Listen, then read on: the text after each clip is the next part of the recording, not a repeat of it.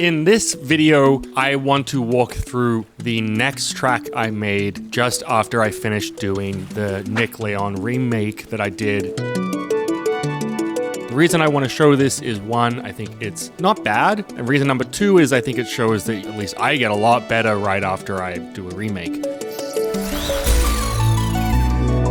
This is, for reference, a vocal-less instrumental that's meant to have a vocal. The next thing I would want to do with this is send it to someone and try to have them do a vocal, so that's why it sounds like it does. It started from this splice loop, actually.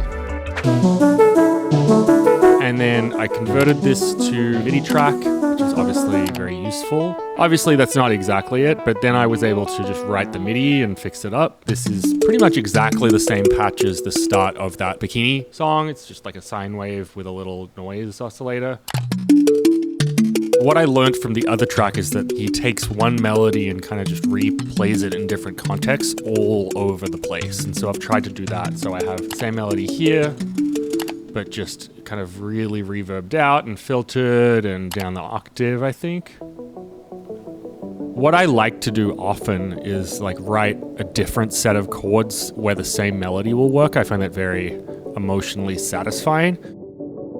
I feel like the more production that I do, the less stuff I'm using, which is kind of a bummer for how you end up buying. Like you buy the stuff when you're less confident, I guess, or at least I buy the stuff when I'm less confident. If there's one thing that I would say to someone who's getting started is like, don't buy anything. Not because like you can't afford it, but like you'll be so much better than all the people who are addicted to buying the things. If you just don't buy anything for like 2 years and you just get Ableton or you just get Logic, like you'll be so good because it's all there. Now with that in mind, just all the shit that I've bought.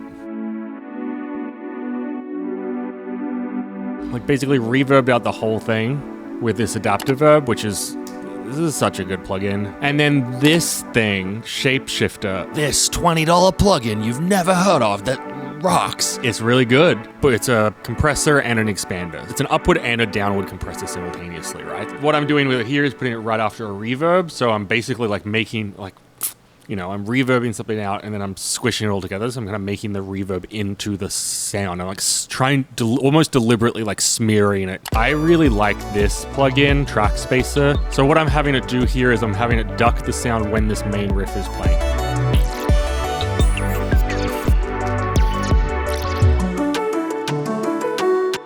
You can think of it kind of a little bit like Soothe, but Soothe is a little bit more kind of spectrally and makes more of like a big impact on the sound. Whereas this thing, it's just a wider curve. It's less, there's less peaks and troughs in it, so it just does less, I think. At least in what my experience has been. Oh, I'm really proud of these drums. Like I just think the overall drum sound is good. I basically took just like a repeating hi-hat, but I think I just had it on 16th notes and put a vocoder and had the vocoder like modulating with the LFO, and it creates this little kind of watery. Everything else is pretty much just the sample. Like there's really nothing going on. I put a spec ups on a shaker just to make it sound a little less like a shaker. So Wast, shout out Wast, really fucking good producer, great sample pack. And then here we have Invigorate. This thing is cool. It's like a nice drum bus. You can really go overboard with it. I like this bass patch. Then other than that, it's just like a lot of serums, a lot of little serums, a lot of little divas. Then other than that, effects. There's lots of fun noises that I made.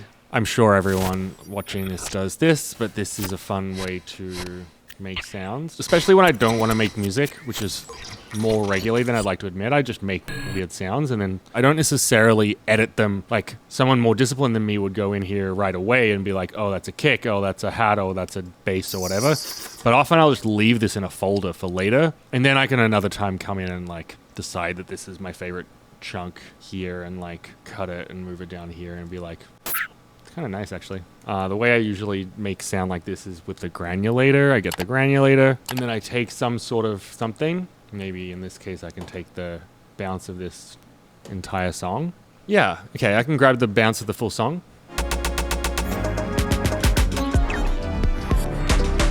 And then usually what I'll do is I'll get the Slink LFO. And you can do this with really any LFO. You don't have to do it. You can literally do it by just moving around the dials on your own, but I do it like this. The reason I use the Slink LFO is because it has a sample and hold. So the sample and hold, obviously, it just holds for a certain amount of time. and then it goes to the next one. So you've just created like a random sound generating machine.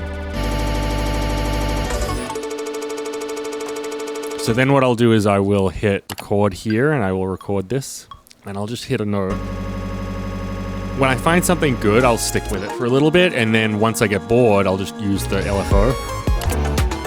And so I'll turn it off when I think there's something interesting. There we go. You can also granulate, like obviously you can granulate stuff that's more weird. Okay. That's it for the video. I crashed. Great. End of it.